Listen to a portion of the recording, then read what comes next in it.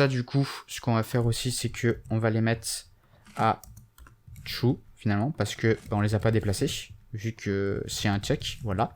Donc ça c'est bon. Et voilà, donc ça y est, on a enfin fini. Et donc du coup, ensuite du coup, on change de joueur et on fait un self.turn. Ceci du coup ne sert à rien. Parce que là je fais un else turn.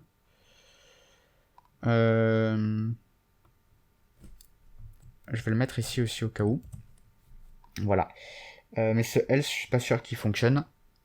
Enfin, si, il fonctionne, mais je suis pas sûr qu'il soit utile. Et du coup, qu'est-ce qu'il nous reste à faire ensuite? C'est le check. Donc ça, c'est vérifier si le roi est attaqué ou pas. Donc bah là, ce qu'on fait, c'est que on récupère d'abord l'ID, enfin la pièce roi.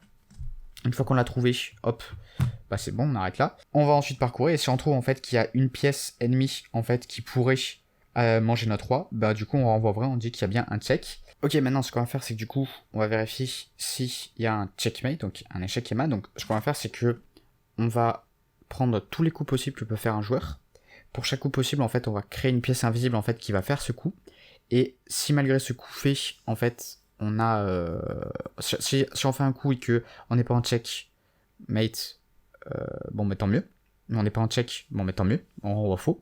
Sinon, si après avoir exploré tous les coups, avoir testé tous les coups, on n'a pas trouvé un coup qui nous évite le check, bon, bah, ça veut dire qu'il y a bien échec et mat, c'est-à-dire qu'on peut rien faire. Voilà. Donc, du coup, ce qu'on va faire, c'est que on va regarder si on est en check. Ensuite, si c'est le cas, on va faire un still check, donc c'est-à-dire qu'on va vérifier si à chaque fois on sera en check ou pas. On va regarder ensuite toutes les pièces en fait de la même couleur que nous. On va récupérer tous leurs coups possibles à chaque fois. Et on va créer pour chaque coup une pièce invisible qu'on va supprimer. Donc comment on crée une pièce? Donc du coup si c'est un pawn, bah du coup on va instancier la classe pawn avec du coup un ID, avec la couleur et ensuite le nom, donc inv pawn, donc c'est-à-dire invisible pawn, donc un puits invisible.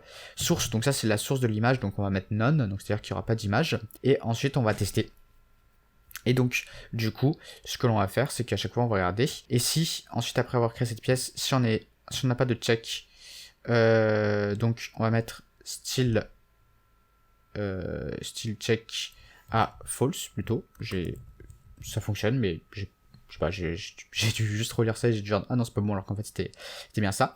Et ensuite je vais supprimer cette pièce. Et ensuite ici si je mets if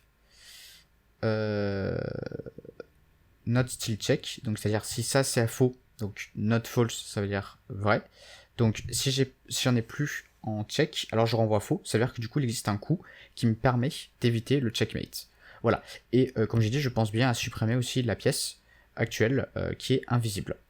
Et voilà. Et du coup, le dernier truc qu'il nous reste juste à faire, c'est en fait créer le tableau et tout. Donc on fait board est égal à chessboard for row in range 8 et for call in range 8. Donc j'aurais peut-être dû les stocker dans des variables, mais bon, c'est pas grave. Je crée du coup tous mes pions et toutes mes pièces. Donc je fais board.addWidget pawn id égale white pawn. Donc à chaque fois, vous voyez, c'est la couleur.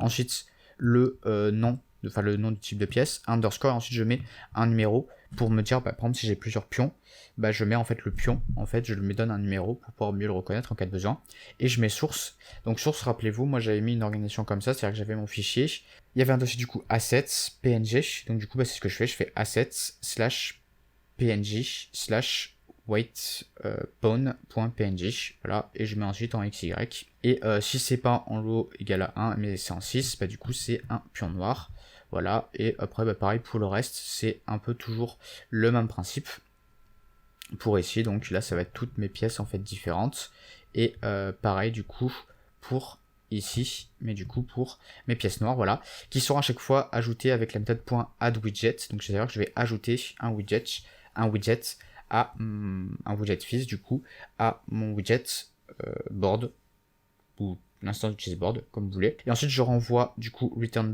board. Donc la méthode aussi il faut bien l'appeler build parce que c'est une méthode en fait qui sera du coup dans une classe qui hérite de app, donc qui nous permettra de créer notre application.